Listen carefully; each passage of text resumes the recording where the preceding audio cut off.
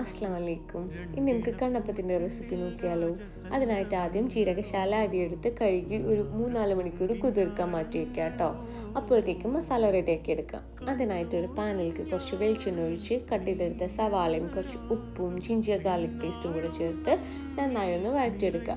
അതൊന്ന് വാടി വരുമ്പോഴത്തേക്കും നമ്മൾ മസാലപ്പൊടികളും അതുപോലെ വേവിച്ചിട്ട് കട്ട് ചെയ്തെടുത്തിട്ടുള്ള ചിക്കനും കൂടെ ആഡ് ചെയ്തിട്ട് ഒന്നുകൂടെ വഴറ്റിയെടുക്കുക. പിന്നെ നമുക്കിതിലേക്ക് തേങ്ങാ ചമ്മന്തി വേണേ, ചുവന്ന തേങ്ങാ ചമ്മന്തി എന്തായാലും ചേർത്തെടുക്കുക. ഭയങ്കര ടേസ്റ്റാണ് കേട്ടോ മസാലയ്ക്ക്. അതും മല്ലിയിലും കൂടെ ചേർത്താൽ നമ്മുടെ മസാല റെഡി ആയി കഴിഞ്ഞ് എന്നിട്ട് നമുക്ക് ബാറ്റർ പ്രിപ്പയർ ചെയ്യാം. അതിനായിട്ട് കുതിർത്ത അരിക്ക് ഒരു കോഴിമുട്ട, കുറച്ച് തേങ്ങ, ഉപ്പും കൂടെ ചേർത്ത് മിക്സിയിൽ അടിച്ചെടുക്കുക. ആ വീഡിയോ എവിടെയോ സ്കിപ്പായി പോയിട്ടുണ്ട്, എല്ലാവരും ഒന്ന് ക്ഷമിക്കുക കേട്ടോ.